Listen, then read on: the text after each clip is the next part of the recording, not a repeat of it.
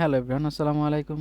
তো শুরু করে দিয়েছি আমাদের আরেকটি নতুন এপিসোড, যেখানে আমরা প্রোগ্রামিং এর আরেকটি বিষয় নিয়ে আলোচনা করব। দেখেন, আমি আমার টিউটোরিয়ালের প্রথমে বলেছি যে আপনি যদি প্রোগ্রামার হতে চান, ওয়েব ডেভেলপার হতে চান, তাহলে আপনাকে অবশ্যই প্রোগ্রামিংটা জানতে হবে। দেখেন, প্রোগ্রামিংটা কেন জানতে হবে?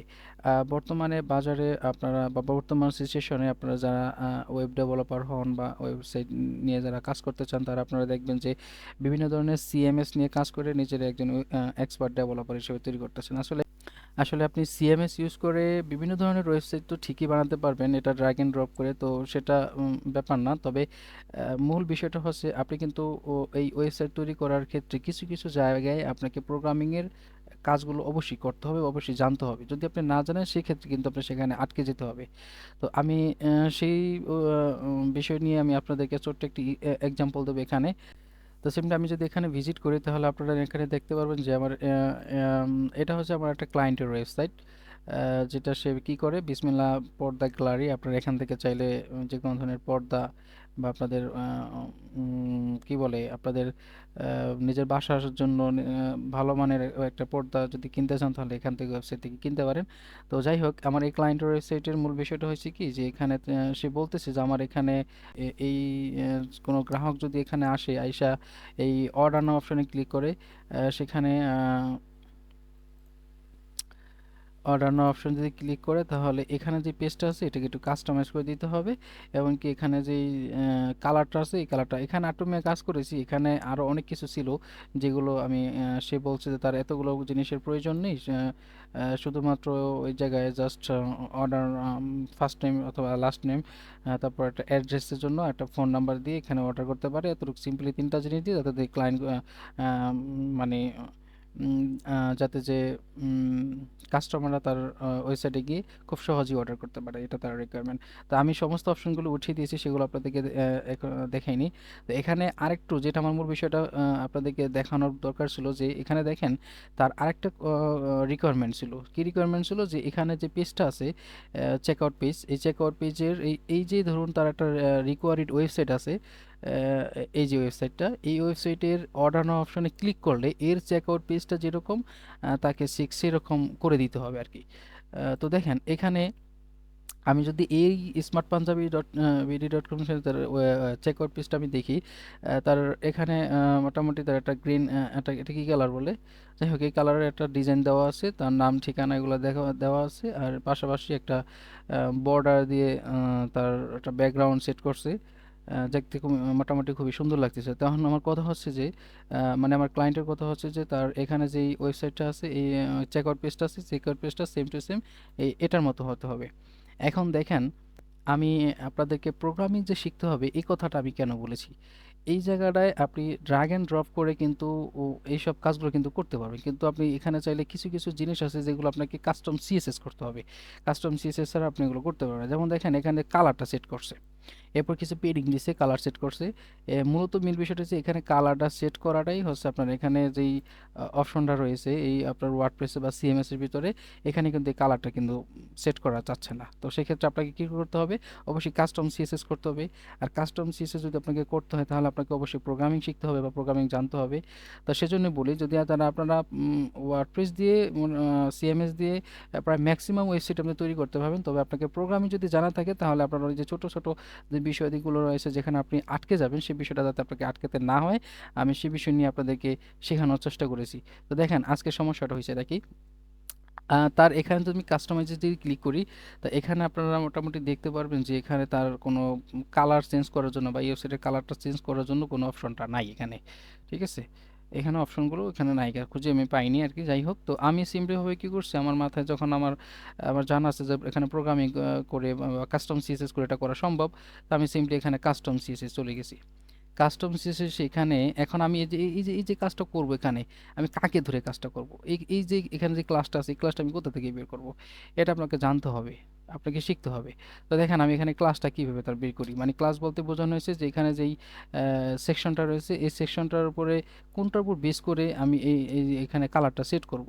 এখানে তো আওলা ছিল তো লিখলে তো আর হবে না, অবশ্যই কোনো একটা কিছুর ক্লাস অথবা আইডির উপর বেস করেই কিন্তু আমার এই কালারগুলো সেট করতে হবে বা বা ডিজাইনটা করতে হবে।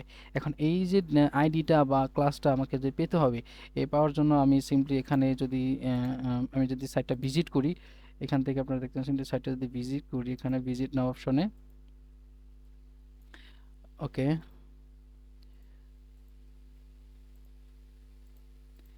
আমি যদি এখানে ভিজিট করি, তো ভিজিট করলে আপনারা দেখতে পাচ্ছেন যে আমি এখান থেকে আমি অর্ডার নাও অপশনে চলে যাই, অর্ডার নাও অপশনে।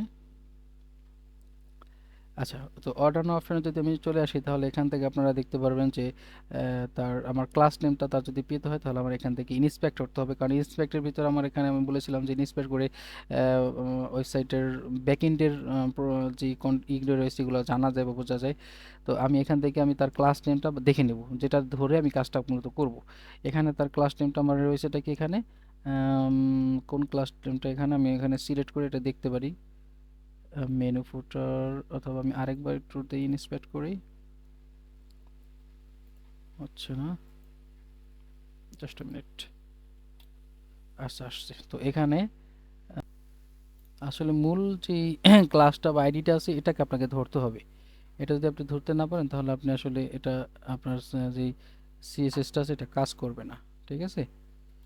তো সেজন্য আপনাকে কি করতে হবে, এই ক্লাসটা অথবা আইডিটা ঠিকঠাক মতোভাবে ধরতে হবে।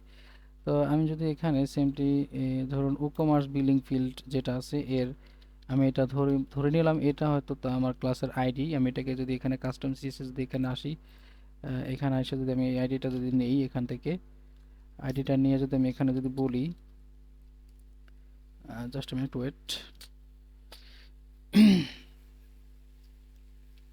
ওকে। আচ্ছা, আমি যদি এখানে যদি বলি সিম্পলিভাবে যে ধরুন এখানে আপনি এটার কি করব, আমার ব্যাকগ্রাউন্ডটা এখানে সেট করতে হবে নাকি, প্রথম কাজটা ব্যাকগ্রাউন্ডটা সেট করবে। ব্যাকগ্রাউন্ডটা আমি যদি এখানে লিখি, ব্যাকগ্রাউন্ড, ব্যাকগ্রাউন্ডটা কি থাকবে আমার, আচ্ছা কি কালারটা, এই কালারটা আবার চুজ করার জন্য কি করতে হবে, আমি এখানে যে কালারটা সে ইউজ করতে চাইতেছে আমি এই কালারটা এখান থেকে নিয়ে নেব। তো কালার নেওয়ার জন্য আমি এখানে কালার পিকার যে এক্সটেনশনটা আছে সেটা আমি ইউজ করব। এখান থেকে আমি এই কালার পিকারটা কালারটা নিয়ে নিলাম,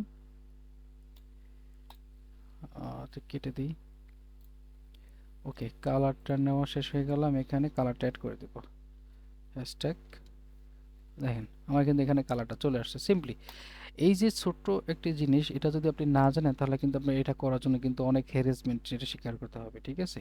আপনি বুঝতে পারবেন না যে আসলে আপনি কোথা থেকে কালারটা সেট করবেন, বা এটা খুঁজতে খুঁজতে আপনার রফাদফা হয়ে যাবে।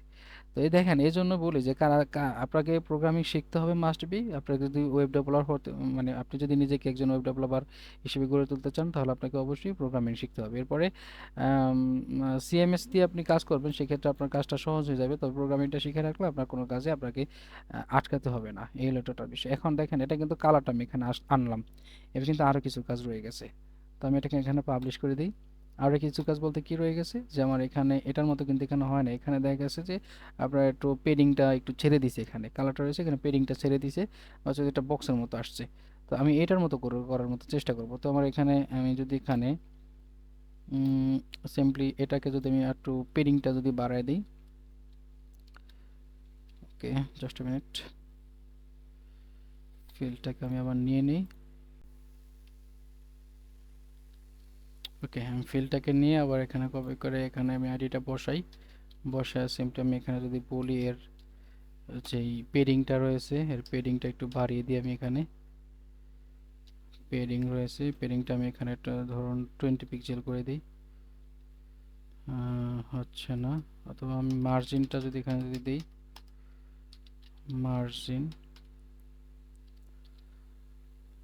20 পিক্সেল, আচ্ছা এটাও কাজ করতেছে না। ও আচ্ছা, আমার এখানে ডাবল ডট পড়ে গেছে, এই জন্য তো কাজ করতেছে না। আচ্ছা ওকে, এখানে মার্জিনটা আমি জানি পিক্সেল, আচ্ছা এখানে মার্জিনটা আমার এখানে দুই পাশ থেকে ছেড়ে দিছে। তো আমি এখানে কি করবো, আমি পেডিংটা রাখবো। তো আমার এখানে পেডিংটা আমি ইউজ করি,